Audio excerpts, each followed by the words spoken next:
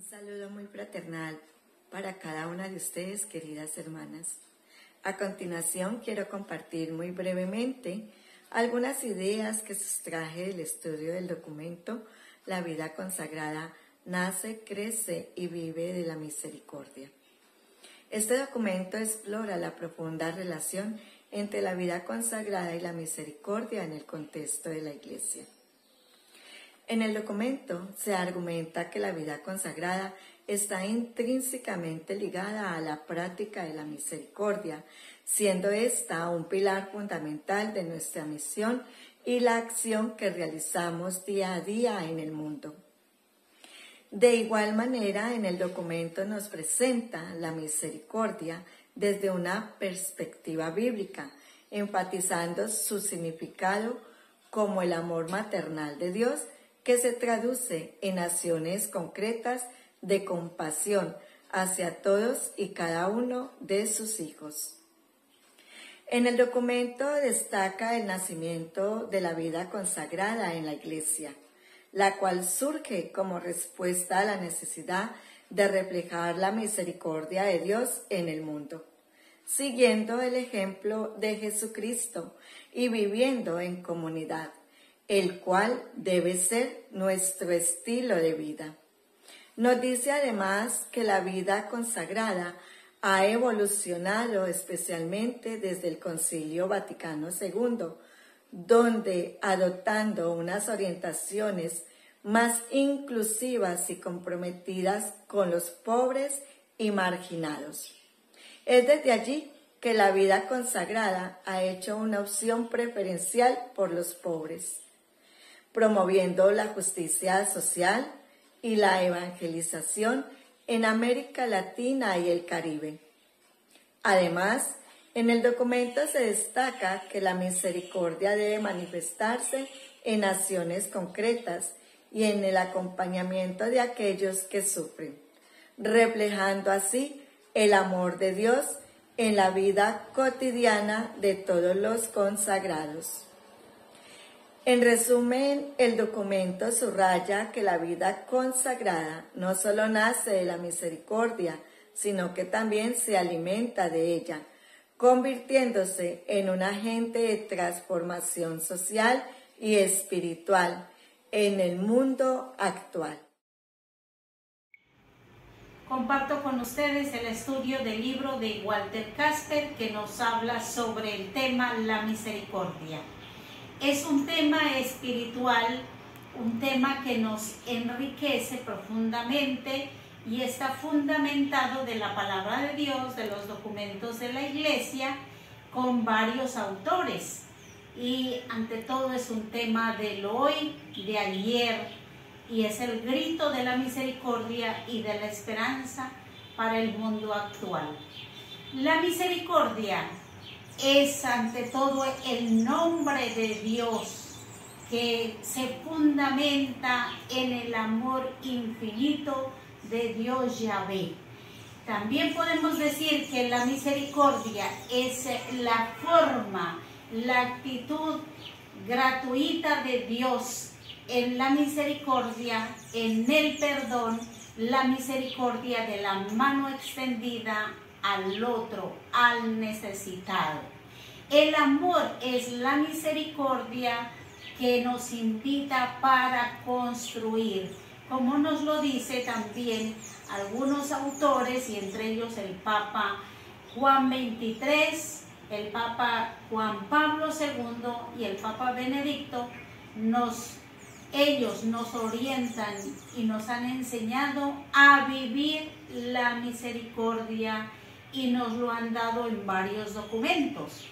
Está también quien experienció esa infinita misericordia, San Agustín, y con Santo Tomás dicen que la misericordia es esa gratuidad, es extender la mano al que necesita de la misericordia y la justicia de Dios. Pero María, contemplamos la mujer que vivió la misericordia, la alegría en esa gratuidad de Dios. Queridas hermanas, la gracia de Dios siempre las acompañe, las guíe y las abrace. El profeta Jeremías nos insta a ser profetas de esperanza, a ser profetas de misericordia. Él nos invita a cambiar el corazón. En el año 597, Nabucodonosor sitía Jerusalén y realiza la primera deportación, incluyendo al rey Joaquín y a toda su familia. Destruye anterior a esto el templo y toda esta situación provoca caos, división, rebelión, desconfianza, marginación, abandono, pobreza. Los judíos se dividen entre los que preferían el dominio egipto y los que aceptaban el dominio babilónico, pues no tenían de otra. Personajes como Jeremías optaban por aceptar el dominio político babilónico para librarse de lo peor.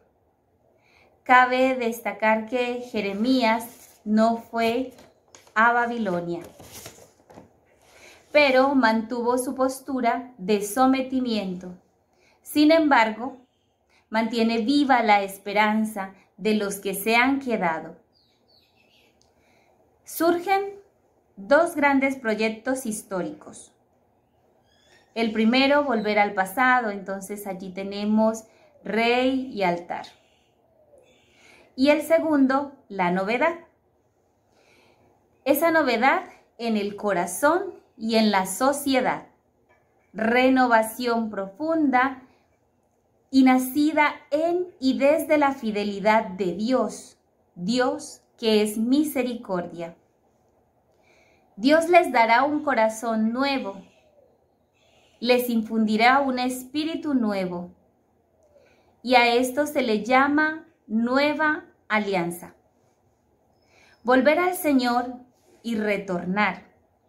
El verbo volver equivale a conversión, conversión a Dios y a sus exigencias. Retornar del destierro a la tierra prometida, porque es Dios quien hace volver.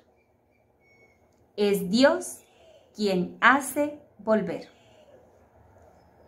La alianza se volvió la mirada al pasado para iluminar el presente y el futuro esperado. Dios perdona y permanece siempre fiel.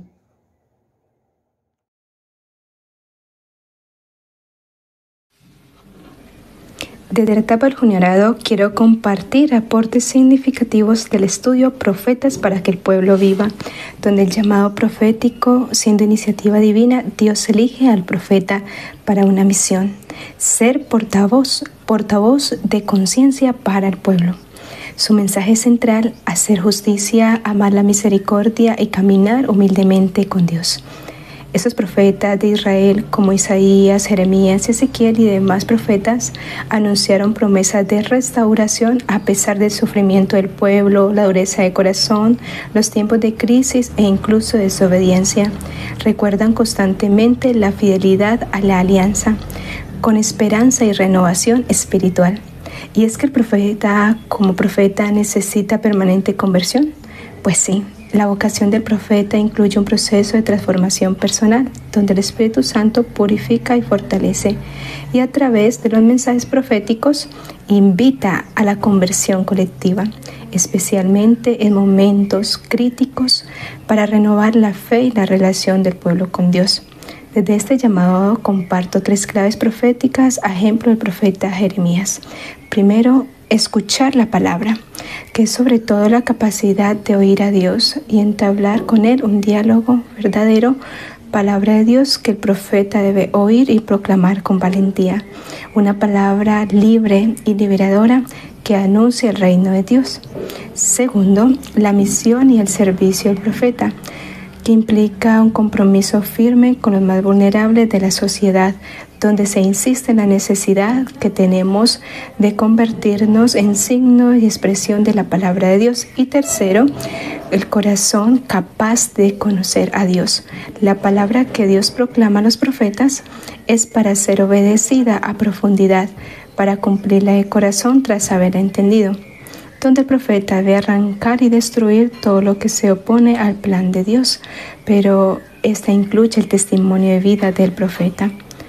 Desde esta experiencia de los profetas para que el pueblo viva, ¿cómo hemos entendido hasta ahora el sentido profético de nuestra vida? En el documento La vida consagrada, Profecía de la Misericordia, el Papa Francisco nos dice: un religioso nunca debe renunciar a la profecía, pero no profetas de desventuras, sino profetas que saben revestirse de Jesucristo y que saben igualmente portar las armas de la luz, permaneciendo humildes al tiempo que diligentes, despiertos y vigilantes.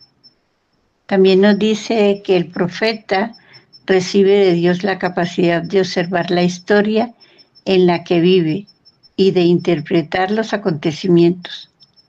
Es como un centinela que vigila por la noche y sabe cuándo llega el alba. También nos dice que conoce a Dios y conoce a los hombres y mujeres, sus hermanos y sus hermanas. El profeta está generalmente de parte de los pobres y los indefensos, porque sabe que Dios mismo está de su parte.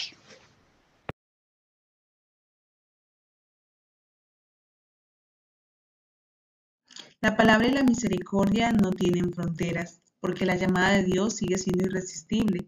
Él llama porque quiere, a quien quiere y como quiere. Y que la misión de ser profetas nunca se aprende del todo, pues la misma vida exige que ésta siga convirtiéndose al ministerio. Y hoy nos presenta este personaje del libro de Jonás, que en hebreo significa paloma, tiene una misión profética: la conversión. No aparece nunca como el autor del libro. Tiene 4 capítulos escritos con un estilo cautivador, un sabor genuino, pero también saturado de muchas dificultades. Ese camino de la conversión, tanto para el pueblo como para Jonás, tiene muchas dificultades. Y la misión que el Señor le encomienda es de creerle a Dios, de hacer ayuno, de vestirse de sayal, llamado a la conversión. Es decir, ajustar el corazón del hombre al corazón de Dios. ¿Cómo se logra esto, hermanas? En la intimidad con Dios, la oración. Y esa oración nos lleva a sentirnos siempre perdonados por Dios, Dios que ama con una misericordia sin límites, pero que también requiere de nuestra disponibilidad misionera e itinerante, con caídas y con deserciones. Asimismo le pasó a Jonás. Aplicaba o daba a entender que era necesario la conversión, pero fue el que más le costó la conversión. Por eso el Señor frecuentemente levanta y también nos dice: vete, vete, aún estás a tiempo. Por eso el aprendizaje que me queda es la obediencia a la voluntad de Dios, la transformación del corazón, amar a todos, y el perdón de Dios es siempre, su misericordia es universal.